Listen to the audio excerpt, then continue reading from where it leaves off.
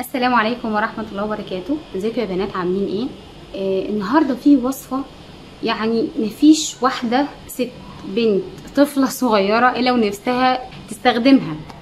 وبنبص بقى على الممثلين ومش عارفة ايه، ازاي سنانهم بيضة وازاي مش عارفة ايه.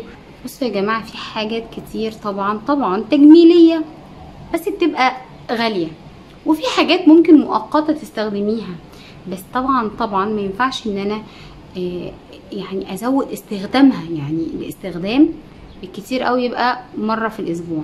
انا مثلا واحدة من الناس بعاني عشان لون بشرتي مثلا، ان اسناني طبيعتها لونها اصفر. هي اسناني كده يعني، حتى ببقى غاسله بمعجون مش عارفه ايه، هي طبيعها كده. حتى لما رحت الدكتور قبل كده عشان اعمل تبييض للسنان، قال لي وراني السنه، يعني قال لي دي هتبقى سنتك. فقلت له طب ما دي اكني غاسله معجون وبتاع. قال لي لا، انت كده عايزه حاجه تجميليه اعلى ودي هتبقى اغلى جدا، هدخل في تكلفه جامده يعني.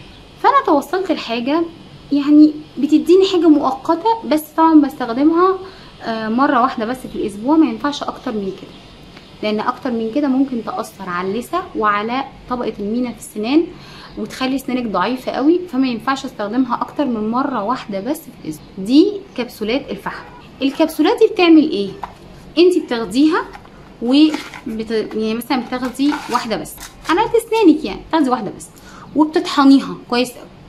تطحنيها كده، بتدوقيها باي حاجه، وبتروحي حطها على السنان بالفرشه طبعا، وتروحي ايه دعكه بيها اسنانك. طبعا انا هاخد واحده بقى واطحنها جامد واعملها بسناني، وهاجي اوريكم النتيجه.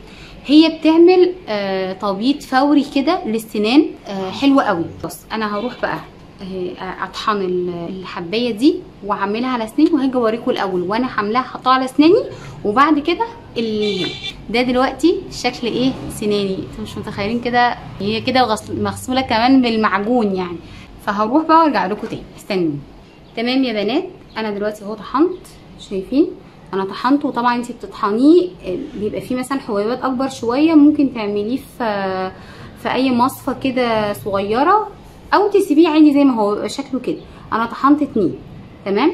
كل اللي بتعمليه ايه، انت محتاجه فرشه وتحطيه في اي طبق او اي حاجه، بتاخدي كده شويه وبتعملي ايه على سنانك. بصي بيبقى كده على الفرشه. انا عايزه اوريلك على الفرشه، بيبقى كده بودر كده، تعمليه على اسنانك بقى. هكمل بقى انا وارجع لكم تاني. وده يا جماعه بعد ما غسلت اسناني اهو. عايزه اقول لكم ان النتيجه دي بالنسبه لي، اللي الدكتور والله العظيم طلع لي السنه كده يبقى عنده يعني الالوان اللي ممكن توصلي ليها، فطلع لي الشكل كده، قال لي هتبقى كده. فانا كده دي بالنسبه لي نتيجه فظيعه. تمام. طبعا لو حد اسنانه اساسا طبيعته ان هي بتبيض من اقل حاجه هتلاقيها بيضه جدا. يعني انا جوزي بيستخدمها، لا سنانه بتبيض جدا. فالموضوع حلو جدا ومش هيكلفك حاجه. دي حاجه اصلا المفروض تبقى عندك في البيت، البرشام ده عشان المعده اساسا. فحاجه ما فيهاش اي مشكله خالص. وكل اللي عليكي بتطحنيه وبتستخدميه بالفرشه زي ما وريتك كده، وبتمضمضي بقك وخلاص كده. لكن الاستخدام حلو قوي مره كل اسبوع. النتيجه دي بالنسبه لنا طب انا لا عامله فلتر ولا اي حاجه. كان ممكن اعمل لك فلتر تبييض سنان واقول لك اوعى اسناني، لا خالص، والله العظيم انا زي ما انا عادي جدا. بس انا بالنسبه لي دي كده عاليه جدا بياضها، لان انا شفت بنفسي، الدكتور نفسه وراني. كل اللي انا عايزاه بس منكم ان شاء الله تنزلي في الكومنت تصلي على النبي عليه الصلاه والسلام عشان انت تاخدي ثواب وانا اخد ان شاء الله اجر باذن الله.